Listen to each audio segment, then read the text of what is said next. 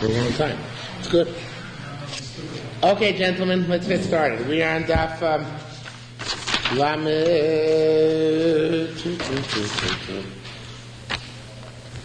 Lamed something. Yeah, we no.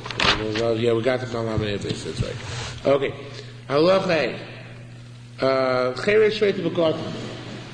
Cheresh shoyt in a koton. All these types. Piyas and raw. Their blows are evil.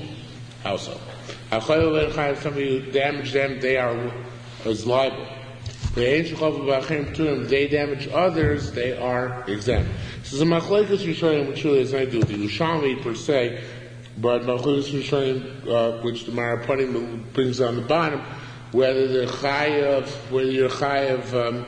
where the cotton is chayav to pay when he becomes an adult. Well, so the chiyuv remain upon him when he becomes an adult, but since at the time he did it, he was not a bar chiyuva, so he remains potter for the rest of his life. That's an issue, but that's not an issue which is, the Gemara discusses either in Bava Yerushalmi, that's completely independent of the Gemara. Why is it an issue? Because of the next case.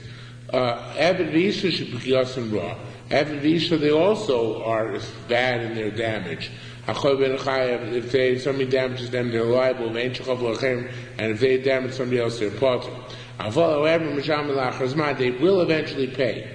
How so? If someday the woman gets divorced and the slave gets released, at that point they will be liable to pay. Okay? Because they are b'nei chiyuva, just they don't have funds. So therefore, when they get funds, when they're released or divorced, then they have to pay. Somebody who smites his father or mother, and makes a chabura. So obviously the chayav misa, right? Somebody who smites his friend on Shabbos and draws blood, also chayav misa. Pater is an example of payim neshu nida menafsha because he is put to death, right? Kilo rabine. If somebody damages his own evet knani, pater mikulam, he's exempt from all payments. Okay, Tani, we learned. This Gemara, everybody, the Bava Kamma, the Gemaras are very short. Everybody has a lot of difficulty with them. Tani, Va'idim Shalom Midim Honor Al Ploinim, Shesime Ein Avdo Vipil Sheno. Now, this Gemara, we have one like this last night too, can learn in many, many ways. Okay, but I'm going to, as is our merry way, we'll learn it our way. So, Ta'edim Shalom Midim Honor Ish Ploni, Al Ploinim Shesime Ein Avdo. We testified and told him so that he blinded his Eved's eye and then he peeled Shenu. Shekina Rav Oimer, that's to the master's benefit. Why? Because he pays for the second damage, not for the first damage. The second damage here is the tooth. What would the Eved rather have? The eye, because the eye is worth much more. So therefore, this is for the Rav's advantage, right? Benim to Zoymin, and they're found to be Zaymimin. Now, Mishalmin, now here's the key point, what the Girsa is on this line. And Lieberman flubbed this one, because in the Escorial manuscript it has here, Mishalmin lo Evet. Not lo Evet, which would be paid to the slave, but Mishalmin lo Evet. And Lieberman said, that's a mistake, you have to fix it like it says here in the Tfus. But you don't. Actually, the Escorial manuscript, it makes a lot of sense. I think both are correct. What the Brisa means is that you pay to the Evet, and you have to pay to the Evet, and you have to pay to the master the value of the Evet as well. Now, of course, the question is how such a case can arise. Well, you're going to pay the Evet because they lied about the order of the, or they lied about the order of the eye and the tooth. And they have to pay the master because they wanted to get his Eved released, and that wasn't necessarily the case. How is there such an edus? But yeah, find such an edus. So it says more, in what case can you possibly have such a payment? Double payment, contradictory payments, one to the slave and one to the master. So it says the Gemara like this. No, this is what the Eidim say. We testify that this Evet entered his domain whole. And he came out damaged in two manners. So, this case, the Evet goes free in the first damage. The nosin lo demei shnia, and the master has to give him the second one. But the Eidim left it generic. They didn't say what exactly happened, which left room for the tinus. In fact, the Yerushalmi in his Haggadah, in this Gemara, he wants to say that the Evet tined that first the eye and then the tooth, first the tooth and then the eye.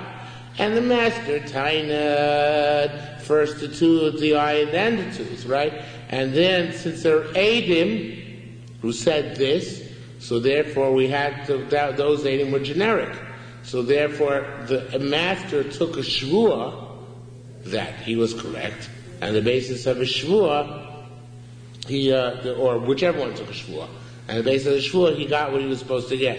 So in that, therefore, the Eidim Zoimim are only working here in conjunction with the claims and counterclaims, because their testimony was generic. So since their generic testimony, however, afforded two possibilities, afforded the basis for two claims. One claim that the Evet went free, which the master denies, and the other claim that the Shane came before the Ayin. That the Ayin came before the Shane, which the Evet denies. So then if they're found to be Zoimim, they get a double whammy. A, they have to pay the Evet, they have to pay the master of the Evet because their edus was not valid. And B, they have to pay the Evet his the difference between eye and the tooth because their edus is not valid on that. Now it's interesting, the way I'm learning this sugya, even though these truths are mutually exclusive, right? Because either the Evet is correct or the master is correct. Well, somebody's lying, right? Because either he's free and he should get some payment, and perhaps a greater payment, or he's not free, in which case he gets no payment. It happened somehow on the job, not that the master did it, in which case the master is exempt. But nevertheless, since their edus afforded the basis for these potential ramifications, that the Evet should go free, and that in the process the Evet should lose, in fact, what he could have possibly gotten on the eye instead of the tooth, so therefore when they're found to be Zoimim, they have to make that double payment. All the potential ramifications of their testimony they have to pay for. But the Eidim were not Zomim. They told the truth. He went in whole and he came out. No, they lied on that too. So why are you saying it's irrelevant? Yeah, they lied on that too. They didn't say anything. Or whatever they testified on, they were in Timbuktu at the time. That's right. Because it could be all of it's true, as the Rameir points out. It could be all of it's true, but they're Eidim Zomim. So that's how I learned this. Well, I'm not sure I'm learning it correctly or not, but I think it makes sense the way I'm learning it. Okay. If you, now this is pure boshus, no damage. Tokei l'chaver means you've hit him with a fist. No sin, no sell, give him $1. 100. I'm not sure the difference between sell and 100 is. I think it's a difference of 4 times. Sell is like 4 zuz, it says here. No, it's a difference of 25 times. Sell is 4 zuz, and 1 is 100 zuz. Satro, if you slap him with an open hand, no salam asayim zuz. Imagine that the same shear give a woman for a ksuva is the shear boshus if you slap somebody with an open hand. Not only that, lachar, if you slap someone with the back of your hand, no salam bamil zuz. You have 400 zuz. It's an amazing concept. Tzarim Bozno. Students in Borough Park or something. All over the world. Tzarim Bozno. This I remember very distinctly from 4th grade, my Rebbe pulling my ear. You did it in your time already? I was an Israeli teacher. Tzarim Bozno. The guy pulls your ear, Talish Basara pulls out your hair. That nobody's ever had, no teacher ever did that. Came close maybe, but Talish Basara Rakak.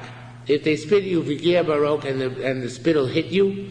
Heavy Talisa Mimenu. If they took off your clothing in public, Upar Rosh Shalisha, or you remove the covering of a woman's hair. No Bar Mazuz, all these cost 400 zuz, expensive. However, everything is based on the honor of the individual involved, and nobody's any honor anymore today. Amr Akiva said, I feel the honor should be soiled, even a poor person in the Am Yisrael. Look at him as nobility who lost its property. For all children of Avram, Yitzchak, and Yaakov. Ma'aseh Bechad Shpar Rosh Shalish is the Ma'aseh of a woman who uncovered a man who uncovered a woman's head. Uvasiv Rabbi Akiva, which came from Rabbi Akiva. V'chiba litin l'arba'im mezuzim. Rabbi Akiva required the guy to give her 400 zuz. Amalo, so he said to Rabbi Akiva, Rabbi Teilis, give me time. But also he gave the guy time. In other words, he didn't want to, couldn't pay up right away. Obviously, it's an astronomical amount of money, right? Shimro medet lapesach chatzera. So he waited for her to come out at the opening of her courtyard. Now, Loch is in the courtyard, a woman doesn't have to cover her hair. So he waited until she came out to the opening of the courtyard. Shibres hapach b'faneh, he broke a jug in front of her, broke Yisr Shem, and there was only a small amount of oil in it. Kilas es Rosha, she uncovered her hair. And she was dabbing at the oil. Umanach Rosha, putting on her hair. And he had witnesses witness the event. A voice from Rabbi came from Rabbi Akiva. He said, Rabbi, this woman, this hussy, I'm going to give 400 zuz. She covers her hair herself. What?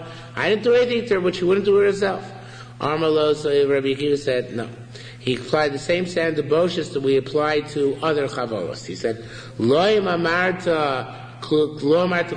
What he says is meaningless. Somebody damages himself.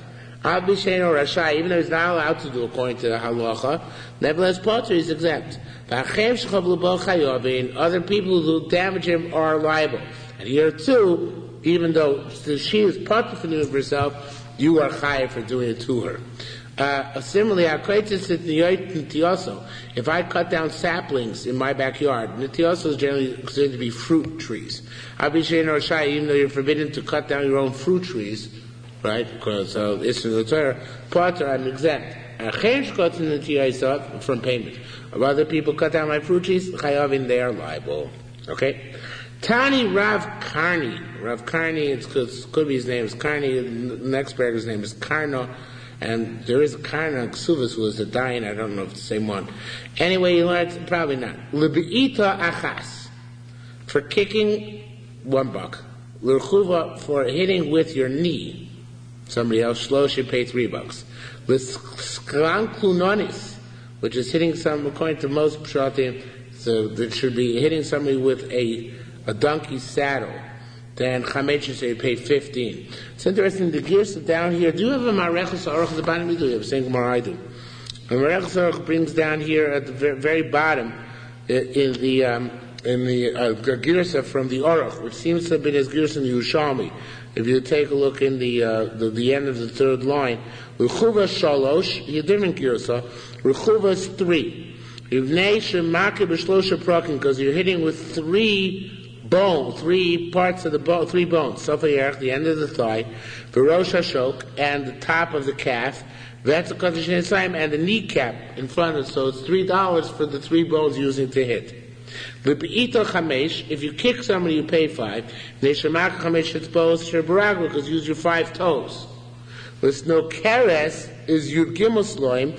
That's if you hit with the back of your hand. Keneged B'Yitzcholios, because it corresponds to the 12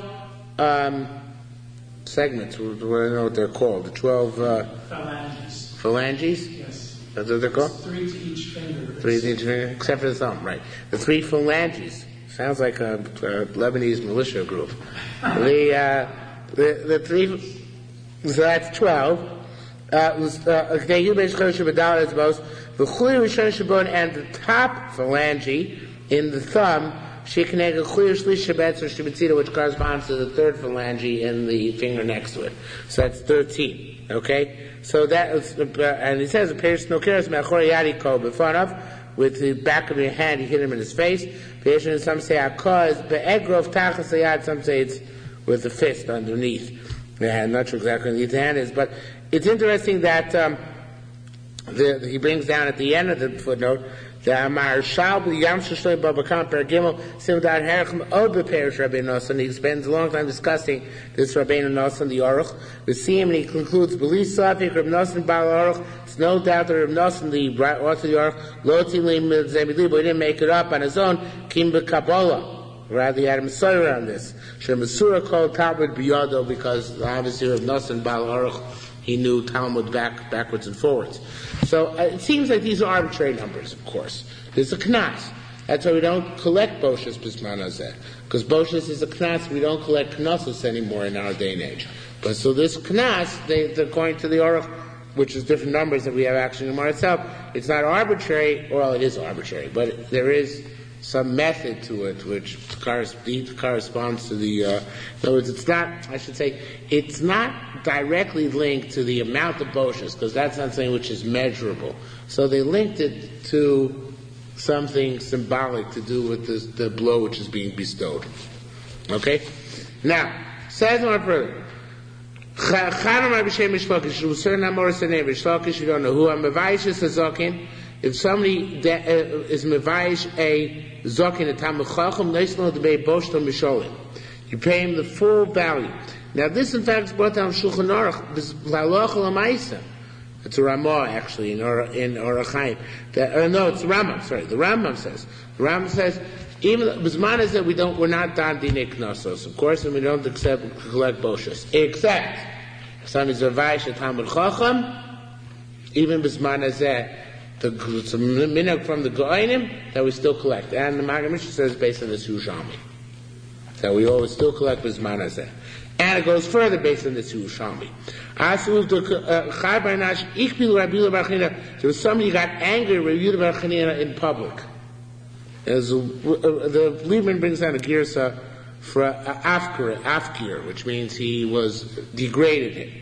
But the key thing is, Asuv the Kumi Rabbi Shlogish came from Rabbi Shlogish, but can't say litra that made him pay astronomical amount of gold. Now, this is despite the fact that we learn of what we're about to learn, which is Rakak v'B'Gia Barok. It said in the Mishnah, if you spit and the spittle reaches him, you're liable with brushes. Ad Hechan Gia Barok. How far does the roke have to go? Ad Gufo, up to his body, means it has to hit his flesh.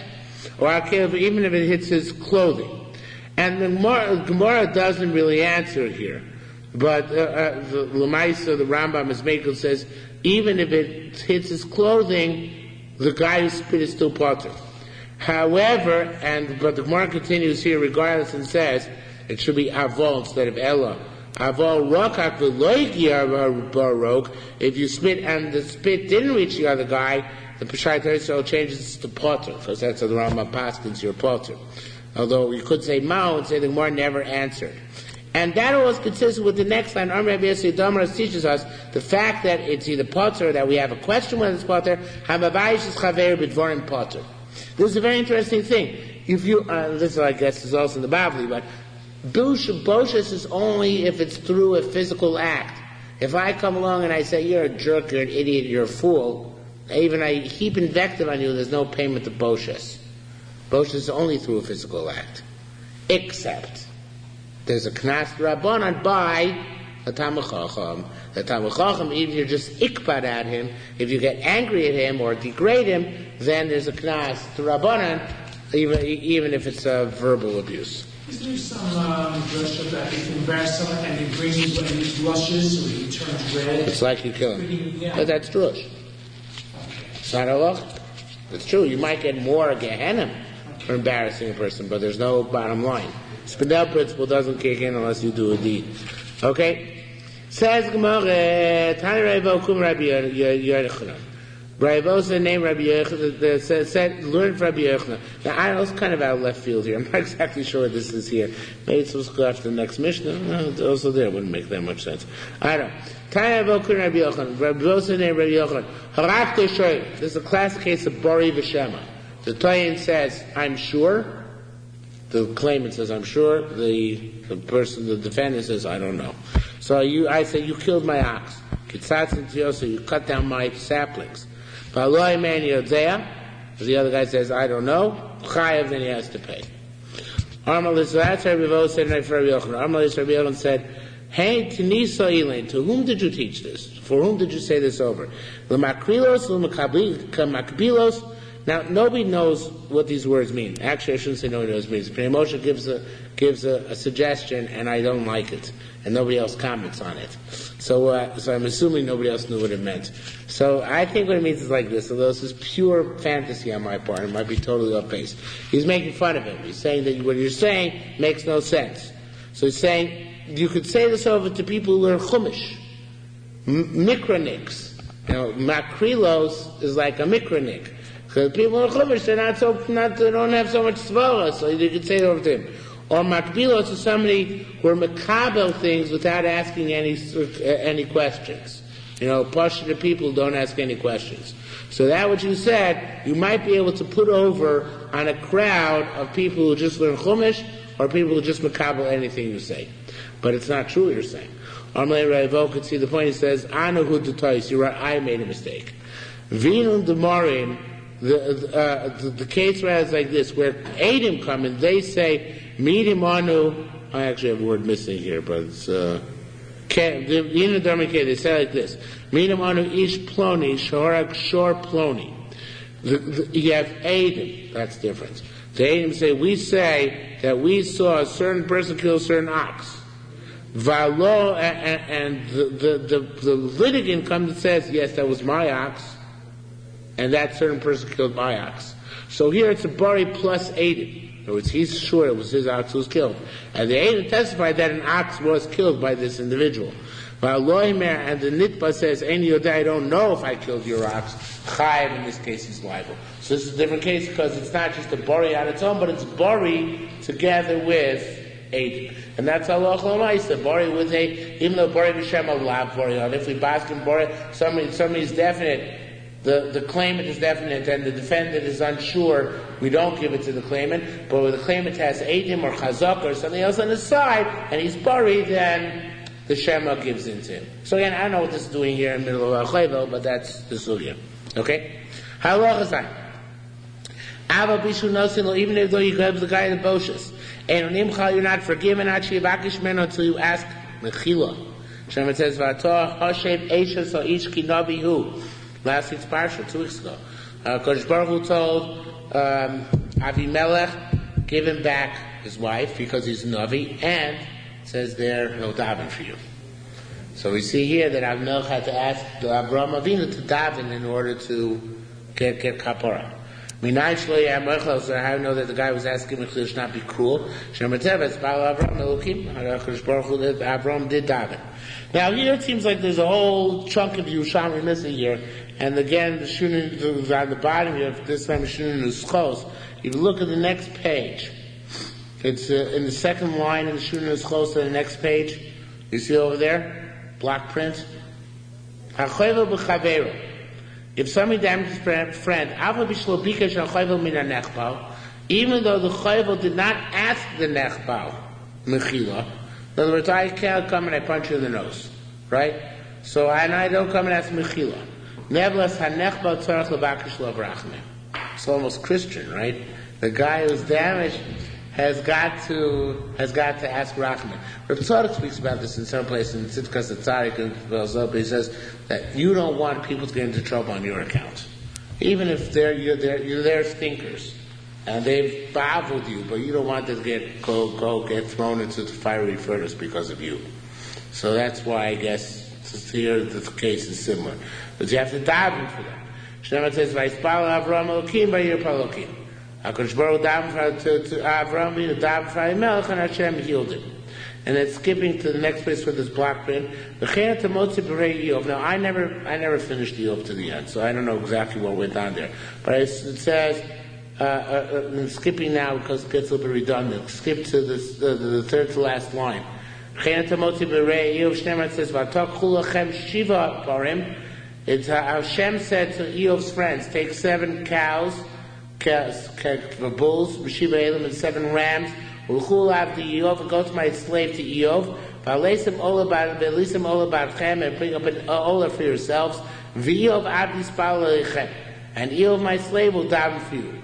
Ma'omer was it say after that, Hashem Shavah Shvus Eov, Hashem restored Eov, Bispalo Badrei, when Eov davened for his friend. Yosef Hashem is called Eov Mishneh, and Hashem gave Eov double. So we see the Gemara, this Yerushalmi here is throwing in an added incentive. Say, A, you're supposed to daven for them. And B, if you do daven for them like Eov did for his pals, so like we say, Amispal Chaveru Nana Tchila, then it'll be good for you as well. Okay? So it's an interesting perspective, right? Now, let's go back to our Gemara. Tanya, Rabbi Yoim says, Mishur Gamliel name Rabbi Gamliel. Harei Omer V'nasil Chav Rachamim. It says, Kodesh Baruch says, Hashem will give you Rachamim and He will have Rachmanos on you, V'yichamecha. Siman Zeh B'yakcha. Hashem is a general principle. Calls Mantra. Ata Rachman. If you're merciful, Hamakim Yirachim Al-Merachim Alech, Hashem is merciful upon you. Ein Chol Ra Merachim. If you're not merciful, Ein Hamakim Merachim Alech, Hashem is not merciful upon you either. Rav Omar, Rav said, Adam Shesorach L'Chaveru. Now there's a lot missing here, which Yerushalmi and Yuma does have. Adam Shesorach L'Chaveru, a person who did bad to his friend, it should say here that the Scoria manuscript puts in here Tchila. Now that's important. If I ba'avel you first, then it's incumbent upon me to come as mechila. But if you merely responded to me in retaliation, then that's not necessarily the case. In other words, yes, the first guy in the fight has got to go make shalom. The second guy in the fight, it's not as much as a responsibility. But here it says, somebody started a fight with his friend, Ubikish menavlo kiblo, and then he asked asked of him, and the guy was not makabel, wasn't Michelin. And here in the Yuma it says he asked him Parmi Shoina, Shnia Shlishis, 3 times he asked, and the friend would not acquiesce to be Michelin. So what should he do? Yafter Shus Miyam should make a row of people to bring 10 people. So if I said on ask him in front of these 10 people, to receive Yoshua Anoshim, says he should make a line of people. Now here there's again a whole bunch missing. Ya says Shura Shanoshim Yomer Chatasi V'Yoshor Havesi V'Lo Shavali. It's almost the language you say by Vidu and Yom Kippur. I sinned and I distorted and it didn't do me any good. V'Mas okay. If you did this and the other guy still won't be Meichel you. Maxi Tamanu to say there Pada Nafsho Me'avor B'Shachaz. You redeemed your soul from going through hell. Meaning you tried to achieve Mechila. So in that case, you don't have to go. You don't have to go any further, but you must go that far. But that's only if you were the first guy to get involved.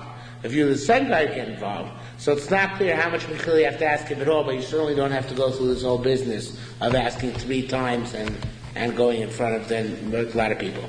Rabbi Yasser said, and this is brought down by the Ramah La'alacha in Hilchos Yom Kippur. This, although it's not in the Bavli, the Tema Shelo Hotzi Olav Lo Shemra.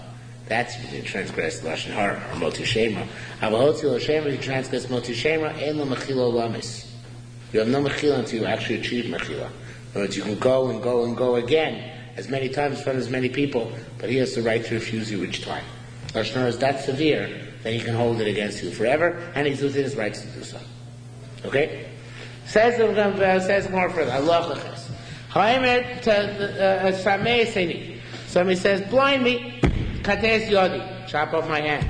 Shvoris ragli, break my leg. And the guy does it, chayav, he's liable to pay anyway.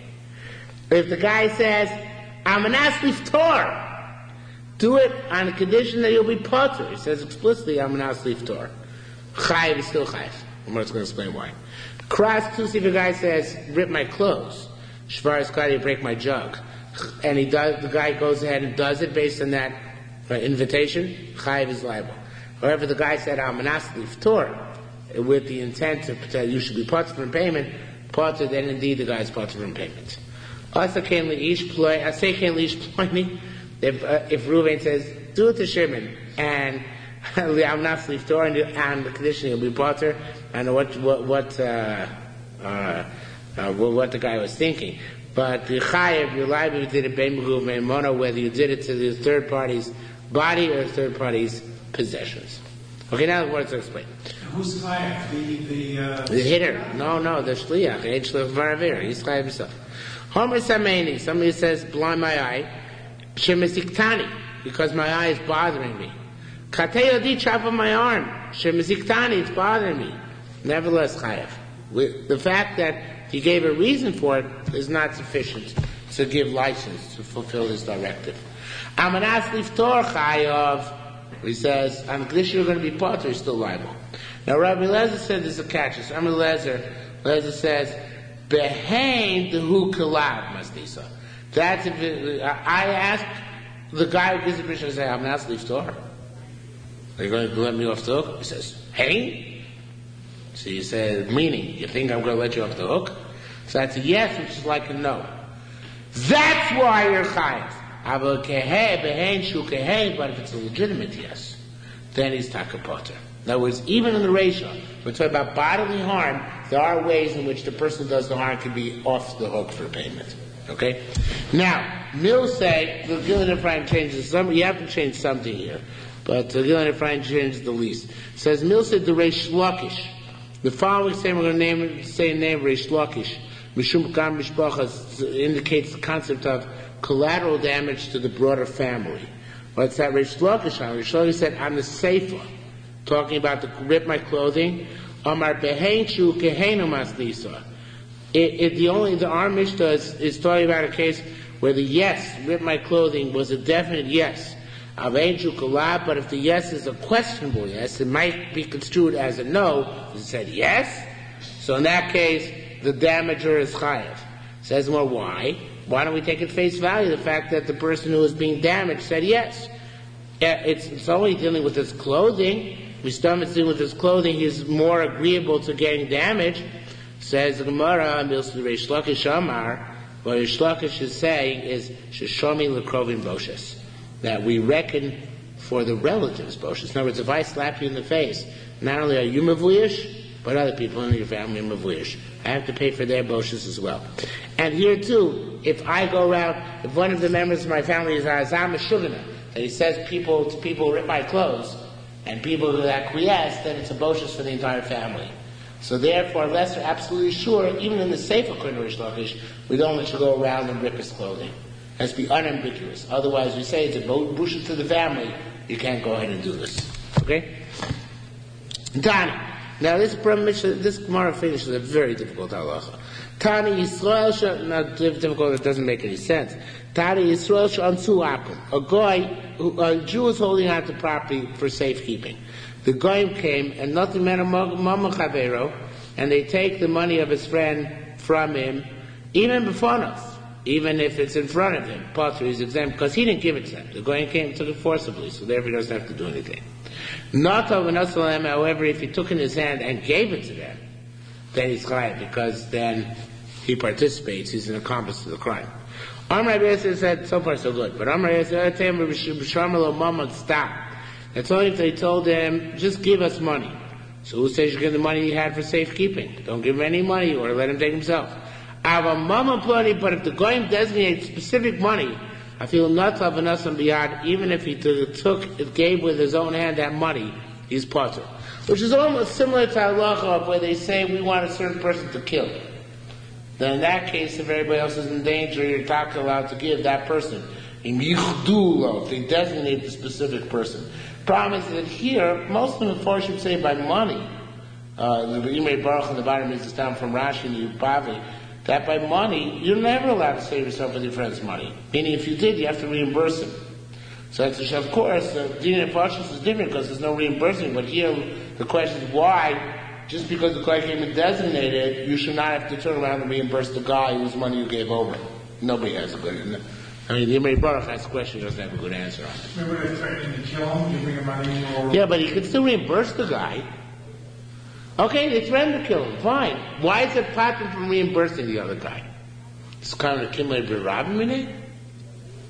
I don't know. Doesn't sound like the type of case of Kimlei B'Rabim would be relevant. After it was a shomer, just make him give back when he was being shomer. I don't have an answer for it. Okay, new parak, new topic. Hagoyz relates him somebody who steals wood. For a son Kalim and makes him into vessels. Tzemer, he steals wool. For some good, he makes the garments. Mishayim Kishas Akzeli, he pays like the time of the theft. And everybody said this is going to be a big issue in Yerushalmi. What does it mean Mishayim Kishas Akzeli? We were brought up on the Bible Those of us who probably said no, there's a concept of kinyan gzela, which means that a gazlan acquires the object he stole, not completely, obviously, but it means that at the time of the gzela, the price he has to pay back is fixed. Why is that? Normally, it's to the benefit of the nigzal. It's like an insurance policy that he'll always get back something down enough that which he's stolen. Sometimes it can have weird ramifications, which is that the gazlan can make money on the thing that he stole. But it seems to be predicated on protection of, generally, protection for the victim of the crime. Okay, we'll see if Yerushalmi agrees with that premise. Okay, so Gazal Eitzim Aslan came, he stole wood and bought it, made it into furniture. Ceremony, he stole wool, Aslan got it, made it clothing. Mishak Shas they paid like the wood or the wool was worth at the time of the theft. Gazal Par Mubaris, if you steal a pregnant cow, beyond that it gives a person captivity. For Rechel Tuna, you steal a sheep which is laden with wool. The Gazal and you shear it.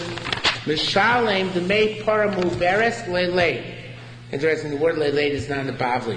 You pay the value of a cow which is on the verge of giving birth, because that's what you stole. Okay? Again, that word ligazez is not in the Bavli. You pay the value of a lamb which is on the verge of giving birth, right? Gazal part of the ibretzlo. If you stole a cow and it became pregnant by you, by the thief, you all then it gave birth. Verechli, you stole a sheep, Venita Naimo became full of wool while it was by you, the Gazal, and then you shore it. Sheared it? You guys don't know English. What? Colonel. Mishalim, Kishas said, pay in that case, like the time of the Gzela, even though you're making money a deal, because you're getting the kids, right, or the wool. Zeh Klad, the general principle, Gazloni, Mishalim, Kishas Gzela. All thieves pay like the time of theft. Says Amar, I got a kasha. Hachatam are not here, but in Tosefta. You say Libun is Kishinui. Bleaching wool is a shinui. Hachatam are in our mission says, Ein Libun Shinui. What's the shinui? Only if you take the wool and you make it into clothing.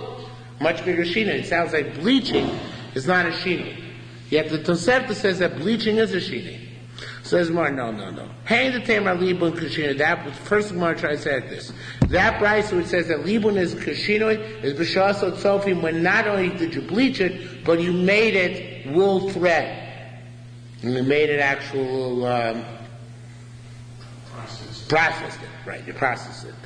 Our mission says it's not a shin, it's shenichol k'moshu. It's either you got already as thread, and then the only thing which is going to make it process is if you change it into a garment. That's the first answer Gemara gives. Says Gemara,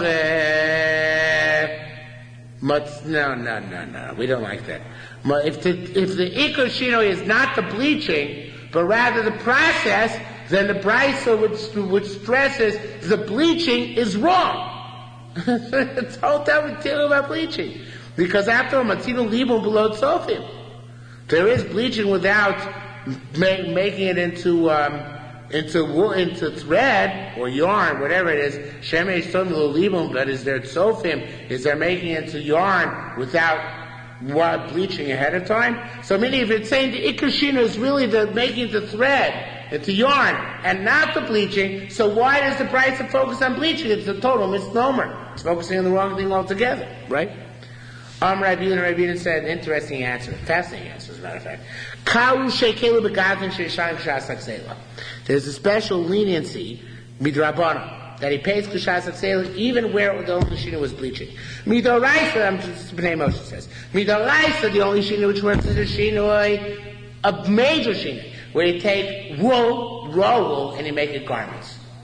But midrabanan, they made it that already, if you took wool and bleached it, that in of itself is sufficient to give him kinyan gzela. Why is that? To encourage children. We'll see that in a minute. Says the Gemara, because of Meresh, because we find because Gazal Shelach, sorry, if you stole a piece of leather, Velibno is also, it's either some brisa somewhere. You stole a piece of leather and you bleach it, is of Mamish Shasot Sofim. Can you say made thread or yarn out of leather? You don't make thread and yarn out of leather. Yet it says that the shinui is libun. So how could the shinui possibly be libun? So it must be od kalu shekilu b'gazlan she'Hashem b'shalayim shasat zela, that they're lenient by gazlan, that midrabon, that even a minor shinui he pays like the time he stole. Now why were they lenient like this? Because of this following Gemara, very famous Gemara.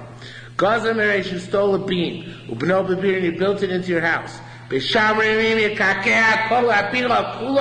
gotta tear down the whole house and give it back. Why?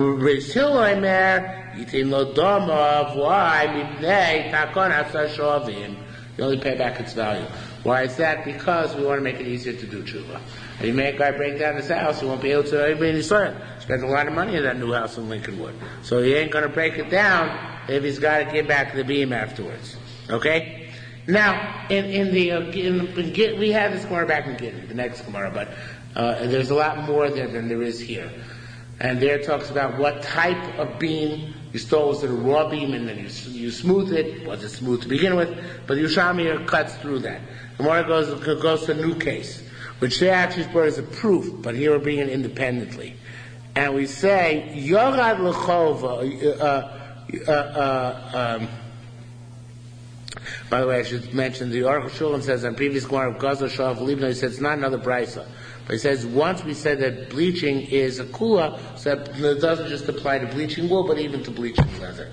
That's what he says over there. So now a different brisa which we found, we said, you were also mako, but it's a kula that the Gemara extrapolated from the existing kula. That bleaching is a shina, it's even a shina when you bleach or dye leather, the same idea. Anyway, be as it may. If a guy goes down to his friend's ruin, he built it without permission. Shamilo, we reckon how much he spent and how much he enhanced the value of the property. He gets whatever's more, which is either whatever's more his expenses or the appreciation, whatever's more. If the guy was Bainish Lo B'Shus, he says, I want my sticks and stones back. It's just an experiment. It was having fun. Ain't Shaymin Lo, we don't listen to it. Why not? Rabbi Yaakov later said, Mishum Yishuv Eretz Yisrael. Because if you take down the sticks and stones, then you're going to break down a house in Eretz Yisrael. That's forbidden, no good. Rav Nachman Bar Yitzchak Shah, he asked, Ilu Mishlei Shenichnas, I don't understand. Now he didn't hear the Svarah Yishuv Eretz Yisrael. The Gemara's going to say that. He says before he heard that Svarah, he said Ilu Mishnichs Churba Gaver. So he went to his friend's Churba, and he unloaded his peckle there for a while. Set up his trailer, his tent there. And then he wants to take it back. Shema and Shalom, we don't let him take it back. Of course, we let him take it back, right? So here, why don't we let the guy take back his Eitzim and Avonim? So it says more. That's before he heard the Svarah Yishuv Eretz Yisrael. Came the Shama the Mara of Yaakov Aaron Shum Yishuv Eretz Yisrael. Omar, he said, Amira. That's a good word. Everybody has difficulty with that word, Amira, but that's the thing. That's not a good word. Yishuv Eretz Yisrael makes sense that we don't let him destroy the house which he built. Okay? What? Ella, maybe that's the next Gemara. He built somewhere which is not suitable for habitation. Sorry, we had a line, I had to respond in kind. I don't necessarily subscribe to that political view at that time was mentioned, but he planted somewhere which is not suitable to plant. Now therefore there's no Yishuv Eretz Yisrael in this case. It's interesting. In Chutz Eretz this would be true as well. But even Eretz Yisrael is a place where human habitation is not really possible here. No. Middle Ramallah. Or it's you say the Negev Desert. What? The Negev Desert, right. So it doesn't apply here. We're talking about the Yeah.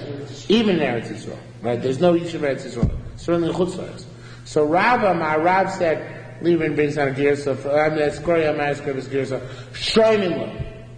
in that case, if the guy says, I want it back, not get, I'm sorry. The guy says, I want to take back my sticks and stones, we let him do so, because there's no Yishuv Eretz Yisrael for here. because it's not a suitable place for habitation. However, but shemarimim alav, we pay a little trick here. The koines l'shamim osachama, which is maybe it is suitable for habitation. Let's check it out. So we actually make the owner of the land go into this house a little bit in the summer and protect himself from the sun. Osachshamim in the rain and protect himself from the rain. And then we say to him, Omar lo, we say to him, to the owner of the land, he says, there should be nehanesa. Look, you got benefit from this. It means maybe it is suitable for habitation after all. If that's the case, pay the guy the lesser amount, the expenses or the appreciation, and keep it up. So maybe we can get some Yishuv Eretz Yisrael out of this location. So we do try and persuade him to keep the building standing. All right, it said, Hadam, this is going back to our Mishnah. Hadam Ara, this teaches us, our Mishnah. Gazal Shmeina V'Chisha, if you stole a fat animal, and he got thinner, you have to give him back the fat. Why? Because Kishas Agzela, the time of the Agzela he was fat, you have to give him back that value. Amar Chisa said, Hadam Ara, this teaches us, however, on the flip side, this teaches us, and we'll see what it says in a minute. If you steal a thin animal and it becomes fat, machzir be'ena, then you have to give back with the fat, which of course seems to be a contradiction. How come? If I steal a thin, scrawny animal, I fatten enough, according to the principle that kona kishas zela, right? What should I have to give him back? Another thin, scrawny animal, right? So how come? Because this language. Because its Mishnah says, Mivnei she'ibra. Because the Mishnah says that because because it became pregnant, right? Mivnei she'ibra etzlo v'yolda. I'm sorry, this is called Mivnei she'ibra etzlo v'yolda. M'shayin k'shas ha'gzela. It says that when it became pregnant by you and gave birth, then you pay kashas ha'gzela. Why? Because that's like, a hump in the middle. The animal there was a spike in the middle. The animals were this much when you stole it. And it was spiked in the middle. And then went back down again, right? And then comes time to return it, so return it like you got it. But that's only assumes when the spike ended, because it got pregnant and gave birth between the time you stole it and the time you return it. But if it be at the time of returning it, it's still pregnant, it's mashma from our Mishnah, then in that case you have to give the pregnant animal back as is. Because it's his animal which is pregnant. So he wants to say here as well that if you stole an animal and it was fat, and then it got thin, you have to give him the fat. But if you stole an animal was thin and then it got fat, and that spike in value is still with you when you come to return the animal, you have to give it with the spike in value back to the original owner. Which is, it's a little bit difficult why it should be that way. Right, it's similar in good heritage. If you mark for something and then the value goes up, then, I don't know, what's it be exchange or something, you have to give a higher value no matter whatever value was when you were marked for shit. Yeah, but by Gazel, we just saw it's not necessarily true. It said, he's koine k'shas ha'gzela. You have to say that koine k'shas ha'gzela is not completely true, right? That sometimes it does work to the detriment of this fellow. Anyway, the Shayat Yisrael puts it explicitly over here. He says, "Hoim ibra etzlo v'lo mishalim beina." If the wed became pregnant by you and didn't give birth, then you give back as it's pregnant. Matnisa, who is the author? Now, Matnisa, this is an iffy line, Matnisa. The Shayat Yisrael says this should be after the next mission, and I think it's right. So let's read the next mission, then come back to this line. Gazel beima biskina, you stole an animal, became old. By the time he got back around to give it back. Avoyimski stole slaves and they became old. Mishayin Shasam you pay like the time of the theft. You pay as they were at the time of theft, even though they became old. Rabbi Meir Omer, not true. Yomar lo ba'avodim. If it's slaves, at least it says, Haresh chol fanecha. This is your slave. This is your life. This is your slave. I'm giving you back what I took. I don't have a problem. It's your problem. Okay? So now let's go back. Ma Tnisa. Who's the author of our Mishnah? Rabbi Yaakov, it's Rabbi Yaakov. The Tani, we learned Zeh Klaus Shir Rabbi Yaakov Omer. This is Prince Rabbi Yaakov used to say, Kol Gezela Shikayemes Beinel, any theft which is around as it was, Veloni Shtanis Mibriasa, it's no different than it was. Omer Lo Reishel Chol Fanecha. You pay, you give, you can say Reishel Chol Fanecha if it didn't change. Vaganav, but that's only true about a Gezela. What about a Ganav? A Ganav lo l'mashayim kashas Gezela. The Ganav, kashas Gneva, he always pays like we were at the time of the Gneva. Why is that? So the Pekal here in front says, and the Chayr is right. He says, the Yerushalmi holds, we don't pass this way, that by Gneva there's Yush and Yush Kedikani. By Gneva, you give up all the gave back because you don't know stole from you. I think we had a previously, it's about Logos, whether you give up all by Gneva or Gzela. Some say give up all by Gzela because he was an armed robber, you're afraid to make din with him. Others say give up all by Gneva because you don't know who stole it, right? Because it was a burglary. So in the Maisa, the seems here the Yerushalmi is learning, it says that not only that it's by burglary you give up hope, but also giving up hope in and of itself is a kinyan for the Ganas. It's a big machlokas in the Bible, in the Rubik rather. Whether Yerush Kediz Kana, Yerush and Shinu. We pass in Yerush and Shinu only. Yerush by itself is not a kinyan. But if you hold Yerush by itself as a kinyan, that makes sense. That a Gana pays B'Shasak Neva as opposed to a Gazlan. Because by a Gana there's already Yerush immediately after the Neva. So that's why everything is etched in stone then. By Gazlan he retains hope. And that's why by Gazlan you can say,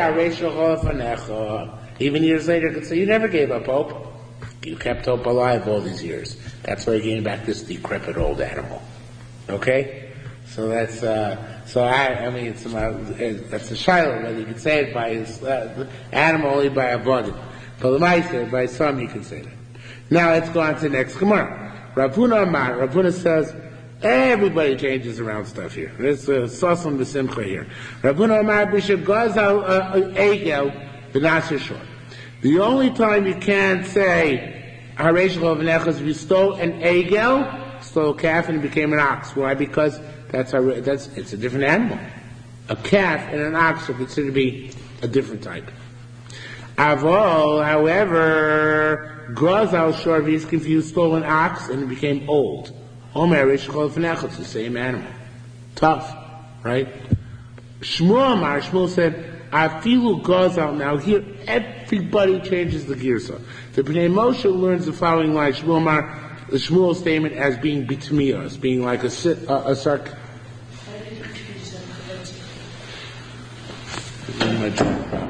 As being a sarc.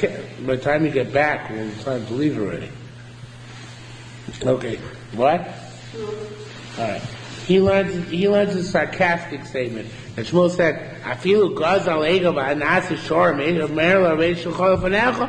He said it to say, you think it's agreeing. You think taka. You think gazal egel v'anasi shor me'inah chol fanecha be unheard of. So the Mishmiach says you never find such a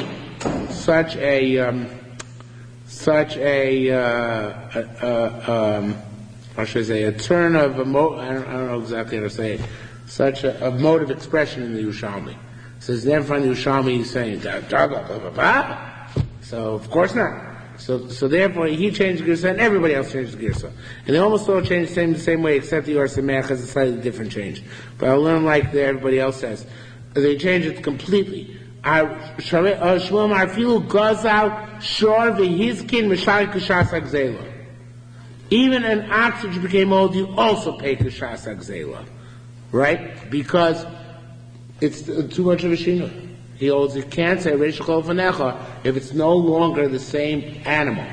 Even if it's the same type of animal, but an old ox is not the same thing as a young ox. And you stole a young ox, so therefore it's not, you stole something improper. Now the truth is, now I really, I'm saying it over, I think I understand even better Rabbi Meir's svara.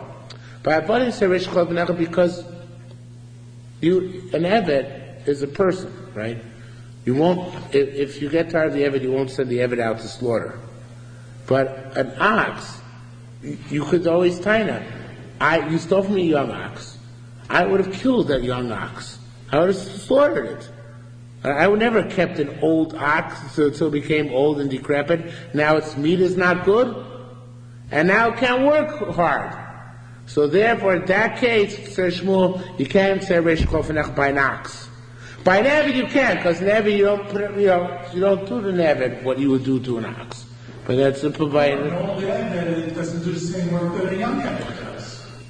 So it's not worth as much. But it's still the same eved. Yeah, but it's not worth as much. You can't bail out of an eved. You can bail, that's true, but had you had that eved, you would have had to keep the eved. Yeah. Okay? Although, I guess you would those years of work that you could have used. I guess you could have sold the eved, yeah. But the significance of an animal is it's for its purpose. You have it for a purpose. That is to do, like you're saying, different tasks. So at different ages, it has different tasks, different purposes. A person is a person throughout whatever age it is. Even an eved. Right, it's something along those lines. Tiny Rav Karna, it's another thing here. Tiny Rav Karna. Rav Karna said,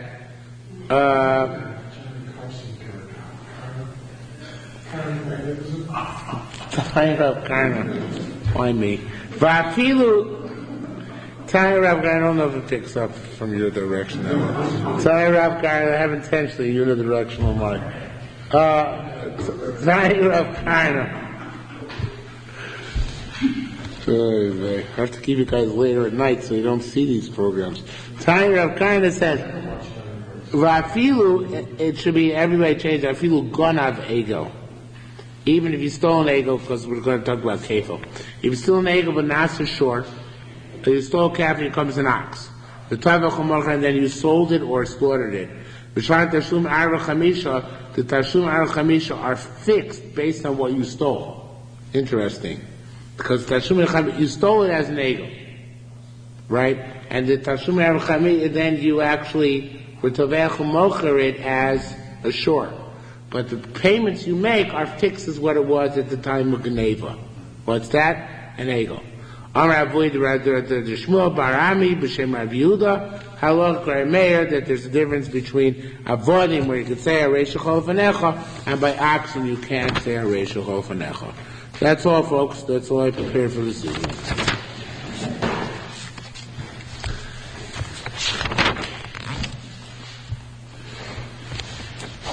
In the invitation, did you see there was a Celeste name? Michael Celeste, showing that also being on there. I didn't see that. I know about that. No,